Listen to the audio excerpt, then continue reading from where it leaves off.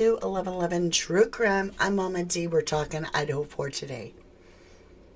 I, like you, have a lot of suspicions around DM, one of the roommates that didn't get hurt, right? A lot. Like the latent shoe print in her doorway has me stuck. And I keep thinking, how did that get there? It's a size 10. I have sisters that are about the same height as she is, and I've looked at all the girls and in the row, and Dylan's pretty tall compared to the others. I think she could wear a size 10. And that latent shoe print is a size 10 Vans of some sort. So the question is, who stepped in it? And you know what it is, it's the evidence. And with that, there's a couple scenarios because you got to play it through. At some point in 8 hours, you're going to have to take a potty break. Did you step in it?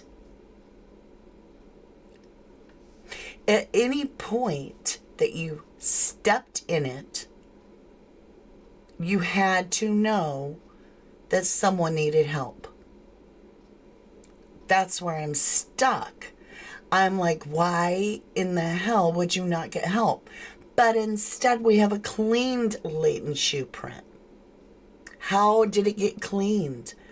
I mean, they had to have special bioluminescence or whatever, luminol, it doesn't matter. Whatever they used to find it, it had been cleaned up.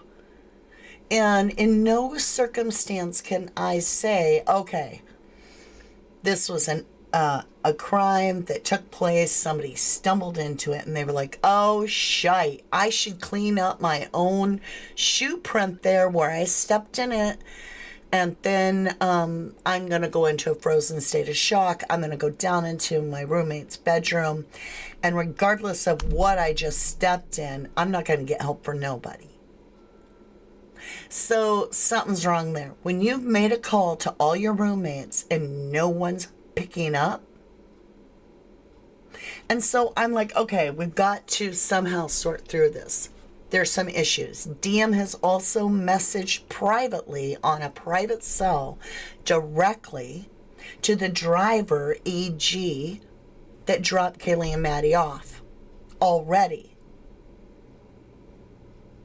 So why would she be messaging him? And if you're going to step in something, there's some activities that we know of. The dog barking for 30 solid minutes and then abruptly stopping. Somebody let that dog in my opinion. For somebody to have let the dog in, then you have to look at the situation that at that point, we don't have anybody alive in the house other than the two roommates, or unless the state really has, which is highly probable, lost the narrative, is that the attackers are still in the home. However, here's the deal. Somebody let that dog in. If that dog, to go let the dog in, to get it to stop barking, is in a cross, how do I want to put it, crosshair of some sort of biological evidence, liquid, right? Could have stepped in it. But somebody had let the dog in. Where did they let the dog in? The front door? Then they most likely wouldn't have stepped into anything that we know of. But there's different theories here on how the entrance was made and so forth. What if the attackers were upstairs playing with Murphy because they had come in on that level? Or even if they didn't come in on that level, they're up there. She's saying she heard somebody, DM stating she heard somebody playing with the dog upstairs.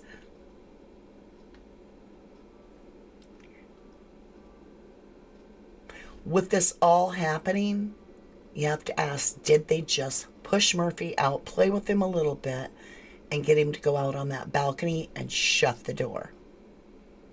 Now, either the attacker did that and then the attacker leaves out that same slider, which lets Murphy back in so he stops barking.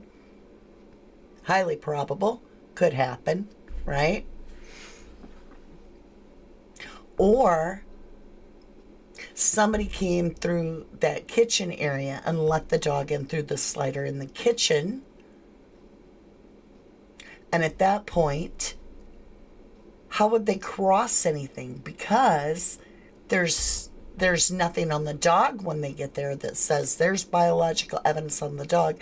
He had free roam of the house. So is it just that these two areas are so self-contained in the individual bedrooms that we only have a smidge drop of blood on the banister going down to the very bottom first level?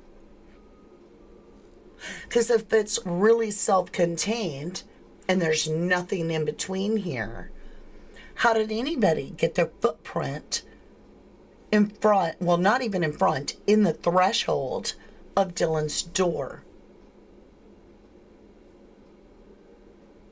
Now, if the roommate went there and was like, oh my God, look what happened. Why care that your footprint is there? Because you're more than likely on the phone calling 911, right? This is perplexing. And I feel that this entire shoe print, latent shoe print, is very extremely important. However, I have a serious question. This is really important. And I waited a little bit to ask it because I want more of you here to help me with the answer, because I don't have the answer. Aw, Snow Kisses, thank you so incredibly much. Appreciate the $2 snooper chat. Thank you. Here's the deal. As much suspicion as everybody, there's like so many people, have about DM. Here's the logical issue with DM playing a part of this. And I'm just doing this because I look at logic, and that's what I'm looking at. Here's the deal.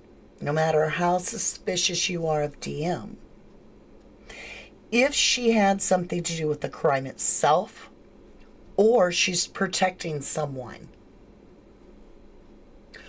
her best interest would be to point at Kohlberger and go, yep, look, that's the guy I saw.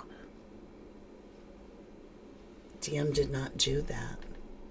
DM had a way to cinch this all in the butt and say it was him and ID him. So if she's got motive and skin in the game to protect someone, or she's part of the crime, why on earth would this girl not be like, that's the guy I saw? What? Right? You got to take a minute. That is something you can't deny. If you're going to really work these cases, we have to really think outside the box, and we can't just say, my gut tells me, my theory feels this, I'm thinking that. We have to look at logic. DM had to go on her own to see, once Brian was arrested, what he looked like, and she confirmed that it didn't, she did not recognize him at all. That means she was expecting to see someone that she would recognize, and she did not. So not only is it not Kohlberger's DNA under Maddie's nails, because it was excluded through defense using these private, credible sources to figure that out, but Dylan did not ID Kohlberger. So the eyewitness does not say that's him. Here it comes. Here it comes. Trigger warning. That changes the game. Because if there's any self-preservation that needs to happen on DM's part, she just gave it away that she's not self-preserving. That doesn't work in my book. So now I have to look at this whole entire thing and ask myself, why would there be a motive for it not to be Kohlberger in her mind, right? Because it didn't match who she saw.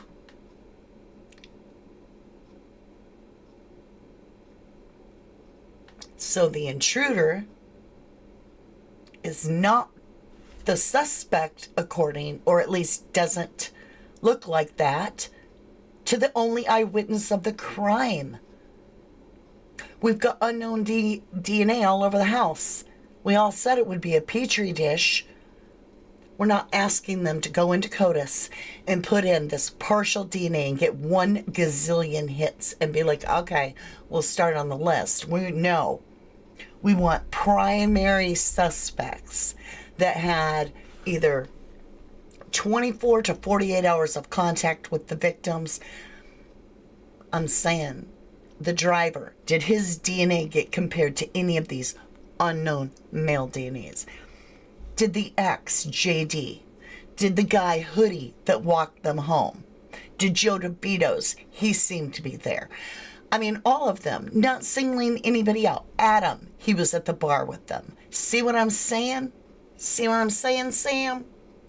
This needs to happen in these cases because we cannot badger the prosecution and complain and biatch and moan and be like, they've got tunnel vision. That's all they see is Kohlberger's guilt. And then not look at the true scenario ourselves in a big perspective and go, wait the hell a minute. If DM is trying to cover up this crime and get away with something, she had the opportunity. She didn't take it. So she or someone has stepped in something and now cleaned it up. Why? Who? Because if you're a rescuer, if you're coming to the first on the site and you're checking a victim, who cares if your shoe print is in front of any door? You could be like, I checked all doors to see if victims were in different rooms. Doesn't make any sense. But yet we have a cleaned up shoe print. Why?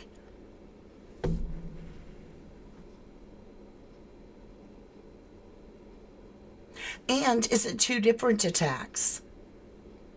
Are there 2 different attacks? Had one attack already happened? And this is crazy sounding. But at this point, we've got Maddie and Kaylee, whose death certificates don't even have the same details of attack, if you will, or manner of death, I guess, to the best of my knowledge from listening to the attorney talk for the Gonzaleses. So it really begs the question, if DM is part of this in any way in your theory or mine, now we need to account for her not jumping on the bandwagon and grabbing a torch and a pitchfork and going, it's Kohlberger, and sinking his boat right there and having the end of it. But instead, she's resisting. She's saying, I don't recognize him.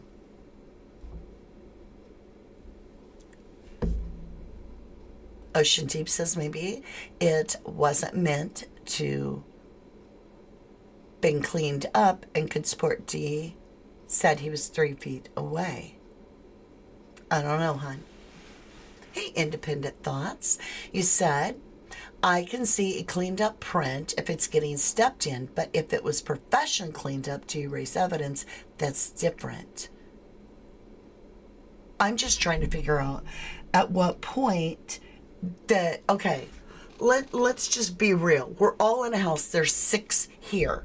You're 1. I'm 1. I'll be Bethany. You be DM. We're in a house at night. every bit of that text goes down just like it says in this scenario, in this theory, just like we read it. Timing works, everything. All this hell is breaking loose. You're going to run down to my room. At what point do you say, I'm sure they're all fine? At what point are you okay and you're not even it's not even crossing your mind that somebody could be needing an ambulance? You've seen a masked intruder. You've heard all kinds of screaming going on that somebody is most likely, probable, plausible. I would, without a shadow of a doubt, believe that the dog is barking for a half hour. You got screams happening.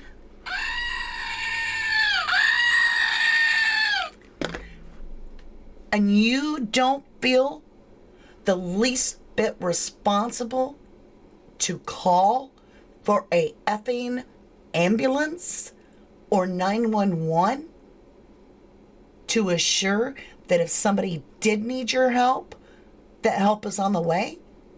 Even if you don't self-preserve, even if you just pretend you're passed out in your room, but you made the call first. But no. So that's perplexing for DM to not jump on the bandwagon and go after the suspect and be like, yep, it was him, and be done with the whole thing. Just be like, yep, saw him, looks like the dude. But she doesn't. She hasn't. So now we've got to figure out, are there humans created so selfishly that if your friend may be bleeding out, but you're worried of some sort of I took some acid or smoked Mary Jane, I don't want a ticket, that you would just not even check on them? You wouldn't even be like, what if somebody just got in a fight in their room and hurt each other? It got quiet. Maybe they worked it out. I think I'll get some sleep. No, I think she checked. I think somebody checked between Bethany and Dylan, and it's Dylan's room, her shoe print. Did she go back for her charger so that she could call her dad? Right? At some point, I believe she stepped in something. And that could be the moment she said, I'm so screwed, not scared. Maybe it is screwed.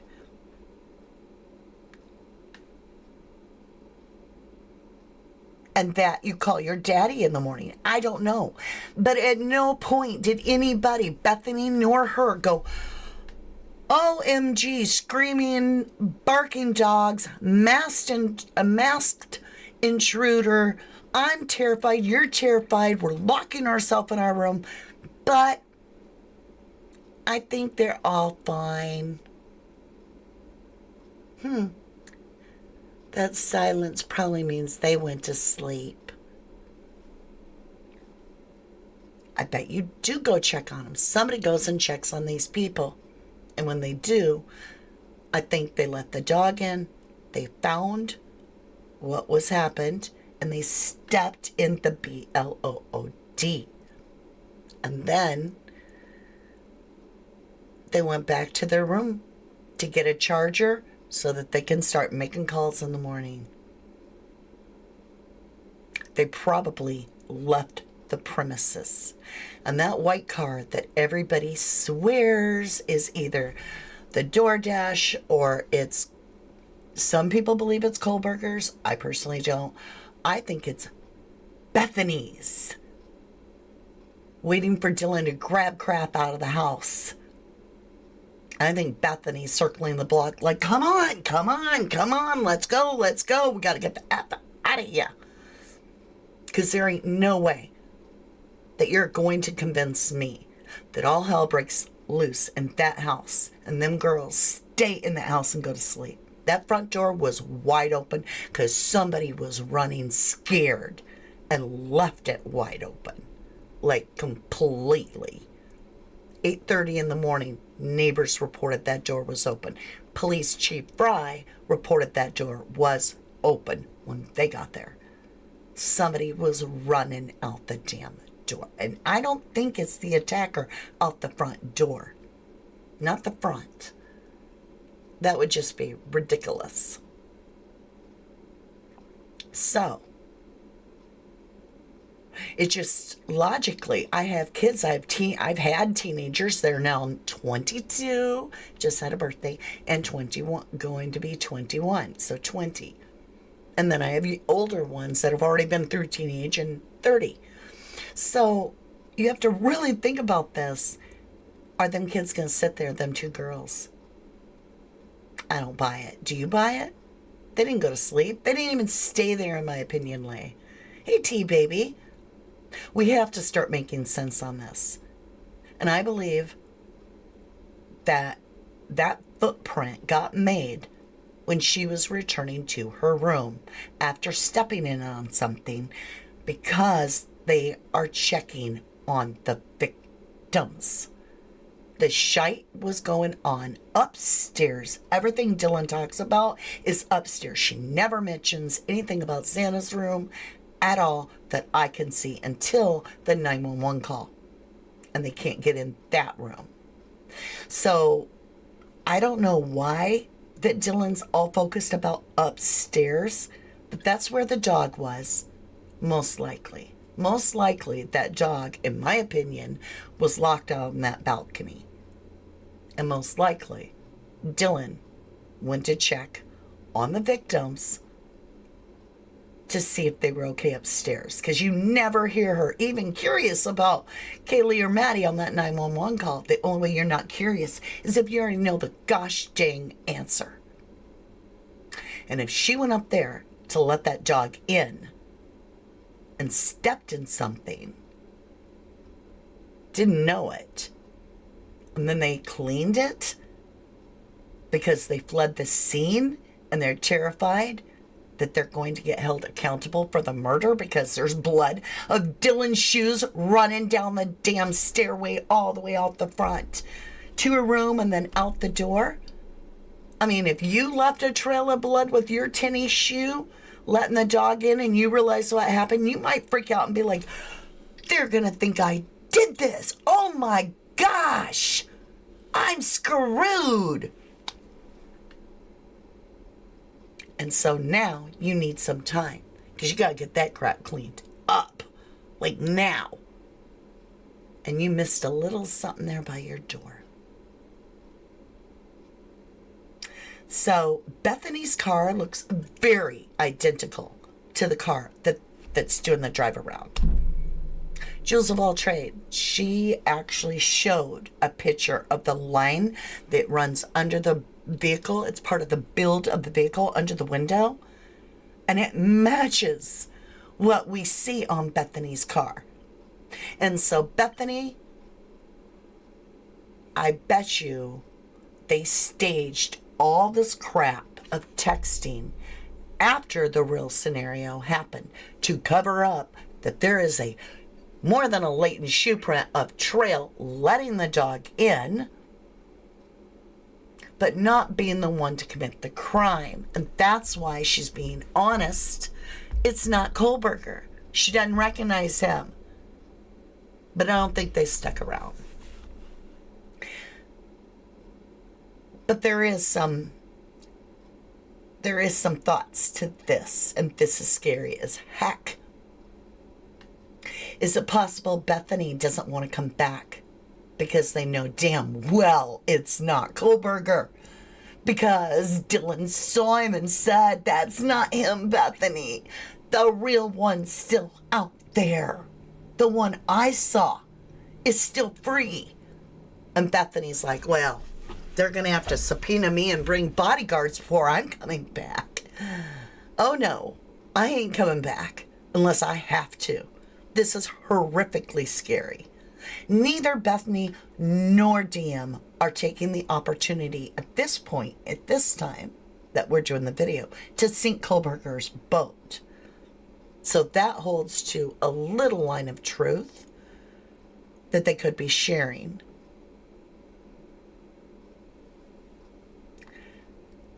And it's very possible that they suspect who it is. But if it's a homeboy, now they're in trouble. What do you do then? Because you've got the sorority, frat, the vandals, Moscow community, the church. You got the feds. You got the Moscow PD, campus security. All saying it's this outsider.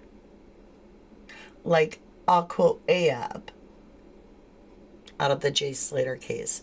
Outside, man. Totally outside. Right? Because isn't that the goal? If you listen to Gonzalez's, they're not all about justice, or they wouldn't be spreading lies that make someone look guilty in order to get a conviction, because the truth is going to be set free by telling the truth and not making crap up. So if they really wanted justice, they would let it play out. Instead, we hear all about one of ours. It was an outsider that brought this to our home for people doing American things. You know what I'm saying. You feel me? That's the school talking through Steve G. I think all these, the victims' families seem to just all of a sudden got their college paid for, right? The siblings all get their college paid for. Don't gotta worry about it. That's the vandals, right? Suck it up, buttercup. Can't change what happened, but you can be a team player, right? That's just my theory. Hey, James Moen, how are you today? James Moen is sharing in chat. Then they are free of speaking it, don't want to face the fact of what they did. Call your frats or sororities as code before LE ever is contacted. Look it up. It says this, and it does. It does. And do you know who they're going to call? They're going to call Sigma Chi. Because what's a bunch of girls going to do? They're all going to scream and run away. No, we need the men. Well, we've got Ethan Chapin, Sigma Chi. Sigma Chi's a block away. Ethan goes down in that neighborhood. That president of that has been named to be a first responder is going to be there. So Sigma Chi's the very issue from the night before was in an Ethan. It starts getting pretty perplexing if you think about it. Because you don't get just one shoe print with nothing around it. It's not just going to all of a sudden magically appear on your shoe out of thin air. No, you're going to have come in contact, which is when you're checking on your friends, because your curiosity alone is going to be like checking on your friends. And if you see the bloodbath and the finger severed and all this, you know 911 ain't going to help. Even Kathy McButt, the coroner, there was no 911 going to help. These are big open gouges, not like stab wounds. Open gouges implies missing parts. So we got to keep it real. And we really got to understand, if Koberger was the guy, then why did DM not recognize him? Bum, bum, bum. That's what I have for you today, my lovelies. So I am going to jump over to chat where I interact with my live audience for a little bit. If that's not your thing, I still appreciate you very much. If you're on replay or live, please, if you liked the video, if you felt that this was interesting to you, want to support the channel, hit that like button. I hope you have a wonderful week, and I will see you again very soon. All right, my lovelies, I'm jumping over to chat. Let's get chat pinned on the board. James Moen, how are you, lovely? I can't believe it shows you plainly what happened, and if L3 has alumni from the university, of course, the corruption plays in it as well. I can't believe this. It shows you plainly what happened, and if L3 has alumni, oh, I'm lost. I missed something. Let me see. Chat is frozen. Yes, we do have to. Hi, Lay. Good to see you. K, are you still driving? EG, still scratching my head. Yeah. That's wild. That's wild.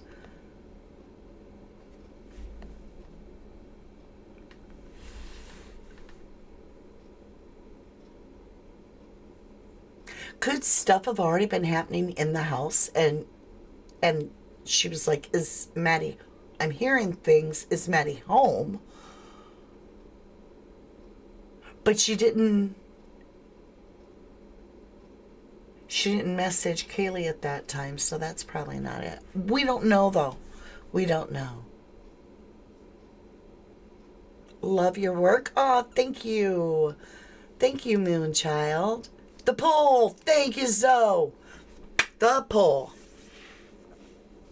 Who do you feel the cleaned latent shoe print in DM's doorway belongs to?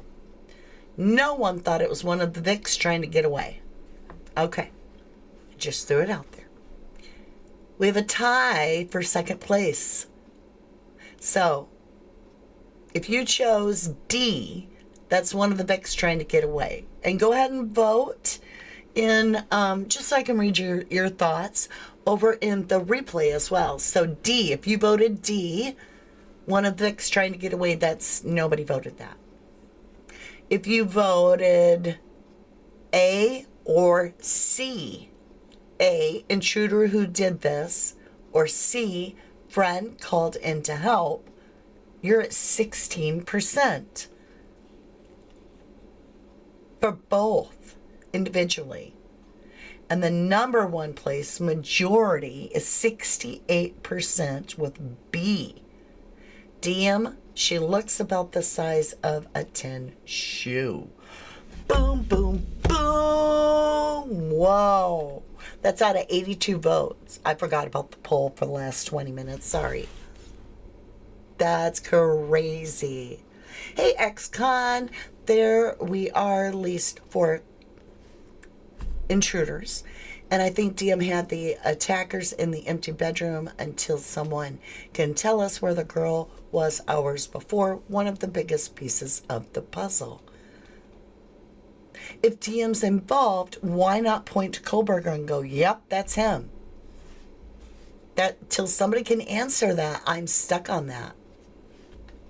Good question, Tiffany Crockett. Tiffany Crockett says, my question is for Dylan. Why did she call that married arse man right after he dropped off Kaylee and Maddie? Boom, boom, boom. I love you, Tiffany. That's a great question, too. That is a good question. All right, we're going to take a few more comments here. I'll get way down here. Linda Ann says, did it ever say where DM and BF were the night prior to the incident? Hell, I still don't know where DM was. We know Bethany was at the Sigma Chi party and saw Ethan and Xana there, but where was DM at? Was she home watching the dog the whole time? I don't know. Good question. Okay. James Moen gets the floor. I can only feel that Maddie told Adam she found out through EC, Ethan Chapin, that the frats unalived the frat that was laid down, face down in the creek, Hudson Lindo, and was going to expose them. It would make sense, I feel. So what is, if Sigma Chi, if, only if, hypothetically, if they were involved, right? What is their motive? Are you going to tell me if it's over some kids saying something about shriveled up BALLs? I don't think so. There's something much deeper. Is it over grades? I don't think so. Is it over rugs? Could the rugs be responsible for something that happened with Hudson Lindo that was face down in Paradise Creek? I don't know. But Sigmund Kai had to have a motive if they are at all involved. And throwing spaghetti at the wind, it is curious because Ethan did rush with Hudson Lindo the previous fall.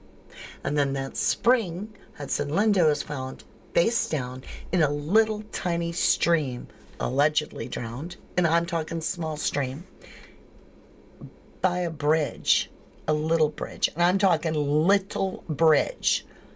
It looked like a ditch. It doesn't look like a creek, whatever. All right, here's the deal. Everybody moves out of the sorority and frat house into 1122 King Road shortly after that. And then we're 6 months later and the four are gone. Remember, Maddie, what did you tell Adam? Or Kate, yeah, Maddie, what did you tell Adam? Oh, I just told Adam everything, right? So I don't know for sure if that's the deal, but there should be some people being checked out that never are.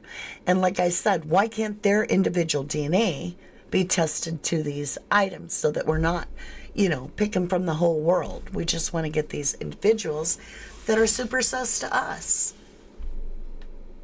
I get that Dylan gives off weird vibes. Indeed, she truly does to me as well. But until I can find out or figure out, why would she not point at Kohlberger and go, that's the guy, if she's lying? If she's telling the truth, I could see where she'd be like, that doesn't look like him. So now I'm really want to think this through. I don't want to leave logic behind. And that's a big issue. If DM's involved at all, then why in the world would you not point at a patsy? Excuse me.